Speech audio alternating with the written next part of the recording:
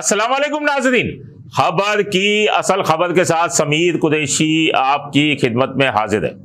आज एक बार फिर हम बात करेंगे निताशा केस की, जो कि 19 अगस्त को कारसाज पर एक सानिया हुआ और तेज रफ्तार गाड़ी ने बाप बेटी समेत कई अफराद को कुचल दिया, जिसमें बाप बेटी जो हैं वो हलाक हो गए और उसके अलावा बहुत सारे ज़ख्मी भी हुए और कई गाड़ियां कुचली गईं। फिर एफआईआर हुई। पहले कहा गया कि वो जहनी तौर पर ठीक नहीं है, जिना अस्पताल में दाखिल किया गया, लेकिन वहाँ के डॉक्टर चुन्नी लाल थे, उन्होंने ये कह दिया कि ये सही है।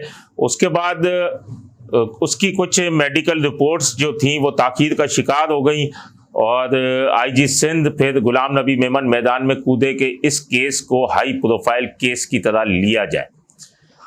अब इससे मेडिकल रिपोर्ट ज़रा ये बताते हैं कि इसकी आ गई है निताशा की।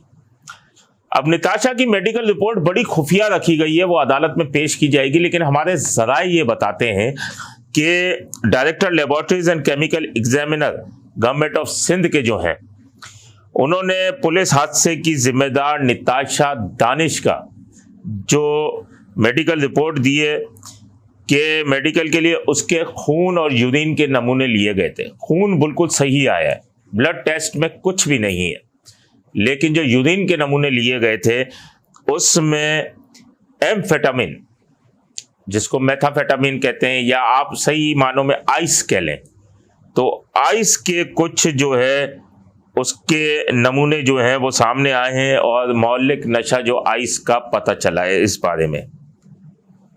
अब खैर इसको खुफिया रखा गया, अदालत में पेश किया जाएगा। इसकी तस्दीक एडिशनल आईजी कराची जावेद ओडो ने भी की। उन्होंने कहा कि मेडिकल इसका सही नहीं आया और कुछ चीज़ें ऐसी सामने आई हैं कि उस वक्त इसको गाड़ी में नहीं होना चाहिए था और अभी तफ्तीश जारी है। वो उन्होंने खुद कहा है कि खुलकर बात नहीं करना चाहता और इस हवाले से मेडिकल अथॉरिटीज से बात करके हतमी राय ली जाएगी और तिब्बी माहिरीन का मौक़िफ़ भी लिया जाएगा। ये सुनिएगा एडिशनल आईजी कराची क्या कह रहे हैं। इस वक्त इन्वेस्टिगेशन हो रही है, मैं ज़्यादा इस पर खुल के बात नहीं करना चाहता। बिल्कुल आपकी बात रिपोर्ट आ गई है, बिल्कुल उसमें कुछ चीज़ें हैं जो कि ये इंडिकेट कर रही हैं कि वो उस वक्त गाड़ी में उनको नहीं होना चाहिए, वो गाड़ी में है।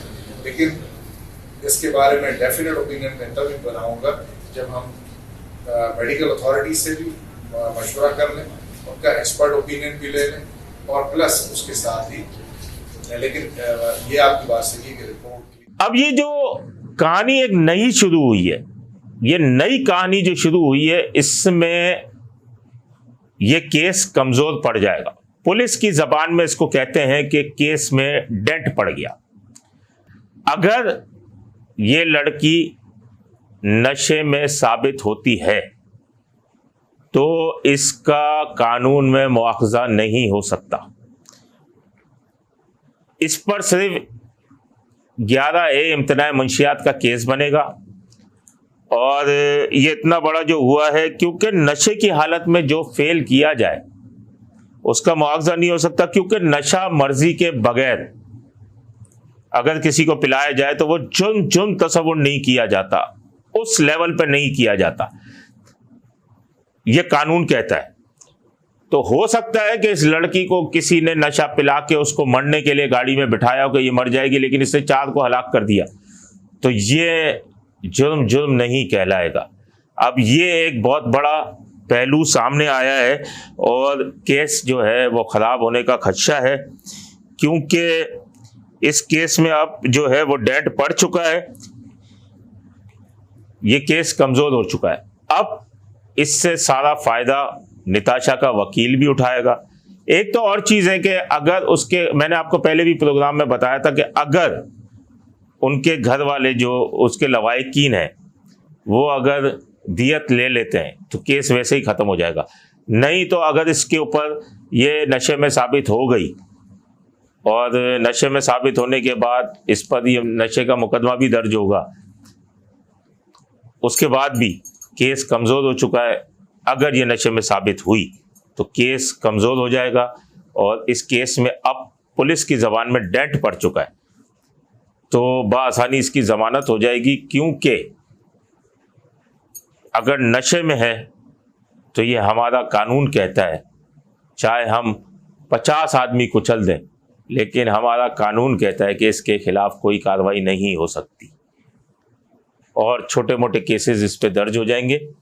मैं आपको इसके और भी मज़ीद इंकिशाफात जो सामने आएंगे वो आपके सामने पेश करता रहूँगा। अपने होस्ट समीर कुरैशी को इजाज़त दीजिए।